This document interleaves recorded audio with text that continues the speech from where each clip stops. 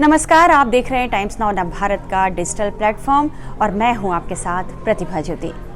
चुनाव आयोग ने भले ही अभी बिहार में चुनाव की तारीखों का ऐलान नहीं किया है, लेकिन सियासी पार्टियां तो पूरी तरह से चुनावी जंग के मैदान में उतर चुकी है।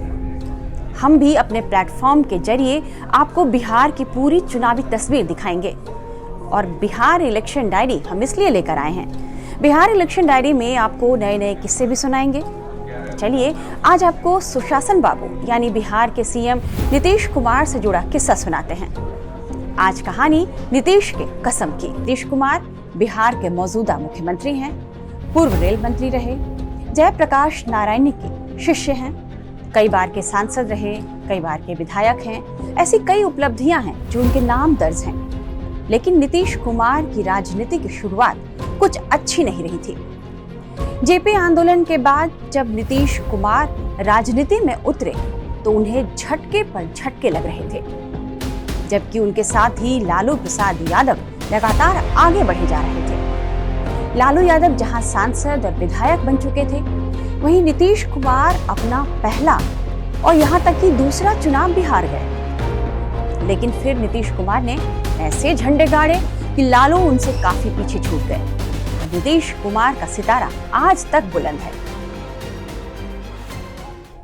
हार के बाद नीतीश ने एक ऐसी कसम खाई थी जिसके बाद से वो लगातार राजनीति में कामयाबी की सीढ़ी चढ़ते चले गए। वरिष्ठ पत्रकार संकर्षण ठाकुर अपनी किताब बंधु बिहारी में इस कसम का जिक्र करते हुए लिखते हैं कि तब नीतीश कुमार जेपी आंदोलन से निकले थे और चुनावी मैदान में अपनी किस्मत आजमाने उतरे। नीतीश कुमार अपनी जन्मभूमि नालंदा जिले के हरनौल सीट से चुनावी मैदान में थे। इसी विधानसभा सीट के अंदर नीतीश कुमार का गांव कलिया बीघा भी आता है, लेकिन वो चुनाव हार गए। नीतीश कुमार अपनी पहली परीक्षा में फेल हो गए। लालू यादव समेत उनके ज्यादातर साथी चुनाव जीते और आगे बढ़ गए। हार के बाद नीतीश कुमार का अड्डा इंडियन कॉफी हाउस बन गया। वहां सत्ता, विपक्ष, अधिकारी सबका जमावड़ा लगा रहता था। कोई न कोई वहां मिल ही जाता था। इस घटना को बंधु बिहारी में कुछ इस तरह से कहा गया है। 1977 का चुनाव एक लहर पर सवार था। कांग्रेस को राष्ट्रीय सिंहासन से उतार दिया गया था।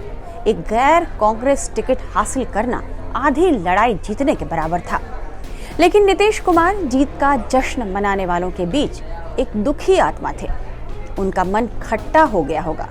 उनके पास न तो विधानसभा में कोई सीट थी, न पार्टी में कोई पद। कोई ऐसा रिकॉर्ड नहीं है जिससे यह पता चले कि नीतीश ने कोई राजनीतिक संरक्षण खोज लिया था। उनके पास करने के लिए कुछ भी नहीं था। वह सत्ता की परिधि के आसपास घूमते रहते थे। इंडिया कॉफी हाउस उस दायरे में सबसे अच्छी जगह थी। नीतीश कुमार भले ही चुनाव हार गए, लेकिन उनकी पार्टी सत्ता में थी। कर्पूरी ठाकुर तब सीएम थे, लेकिन कर्पूरी ठाकुर का शासन लगातार सवालों के घेरे में आ रहा था। आए दिन किसी न किसी मंत्री पर भ्रष्टाचार के आरोप लग रहे थे। उनकी आलोचना हो रही थी। नीतीश भी उनके आलोचकों में एक हो गए थे। एक दिन नीतीश कुमार कॉफी हाउस के अंदर सुरेंद्र किशोर के साथ बैठे थे और वहां कर्पूरी ठाकुर और उनकी सरकार पर हो रही बातों को सुन रहे थे। नीतीश स्वयं कर्पूरी सरकार से बहुत जल्द निराश हो चुके थे। नीतीश के विचार में कर्पूरी सरकार ने जेपी आंदोलन के वादे के साथ विश्वासघात किया था। वो सभाओं में जाकर जोरदार शब्दों में इस बात पर चर्चा करने लगे कि यह वो छुटकारा नहीं है जिसके लिए उन्होंने संघर्ष किया। इसी इंडियन कॉफी हाउस में नीतीश कुमार ने वो कसम खाई जिसे पूरा करने में उन्हें लगभग 30 साल तक सियासी लड़ाई लड़नी पड़ी। दरअसल कर्पूरी सरकार के दौरान जब उनके पक्ष और विपक्ष में लोग चर्चाएं करने लगे तो इसकी धमक इंडियन कॉफी हाउस तक भी पहुंची, जहां नीतीश कुमार का परमानेंट अड्डा था। यहीं पर एक दिन नीतीश से कुछ दूरी पर बैठे लोग कर्पूरी सरकार के बारे में बातें कर रहे थे। तभी नीतीश कुमार भड़क उठे। संकर्षण ठाकुर ने इस घटना को नीतीश कुमार के साथ बैठे सुरेंद्र किशोर के हवाले से लिखा है। मुझे ठीक से याद नहीं किस बात ने उन्हें इस कदर उकसाया, लेकिन इसका कुछ नाता दूसरी मेज पर हो रही बकवास से अवश्य था। भ्रष्टाचार से था या जातिवाद से था, बता नहीं सकता कि क्या था। मैंने नीतीश को अचानक उत्तेजित होते देखा। गुस्सा उनके चेहरे तक आ गया था।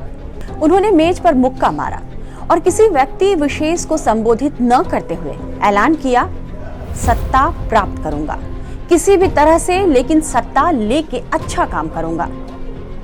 नीतीश कुमार ने इस कदम के बाद पीछे मुड़कर नहीं देखा। राजनीतिक करियर की शुरुआत नीतीश कुमार ने जनता दल से की और 1985 में पहली बार विधायक चुने गए।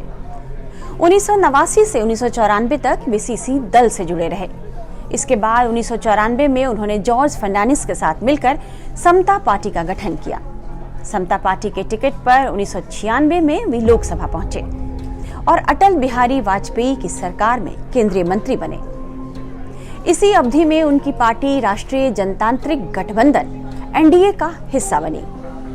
2003 में समता पार्टी का जनता दल यूनाइटेड में विलय हो गया और नीतीश कुमार इसके नेता बनकर उभरे। 2005 के बिहार विधानसभा चुनाव में एनडीए को बहुमत मिला और भाजपा के साथ गठबंधन करके नीतीश कुमार सीएम बन गए। उन्होंने मुख्यमंत्री पद की बागडोर संभाली। इससे पहले 2000 में नीतीश कुमार 7 दिनों के लिए सीएम बन चुके थे। तो ये थी नीतीश कुमार के कसम की कहानी। अगले एपिसोड में फिर हम किसी किस्से के साथ आपके पास हाजिर हो जाएंगे। तब तक के लिए आप देखते रहिए टाइम्स नाउ नवभारत का डिजिटल प्लेटफॉर्म। और हाँ, यदि आपने अभी तक इस चैनल को सब्सक्राइब नहीं किया है तो प्लीज जल्दी कर लीजिए, तभी तो आपको बिहार चुनाव से जुड़ी तमाम खबरें इस प्लेटफॉर्म पर मिलेंगी।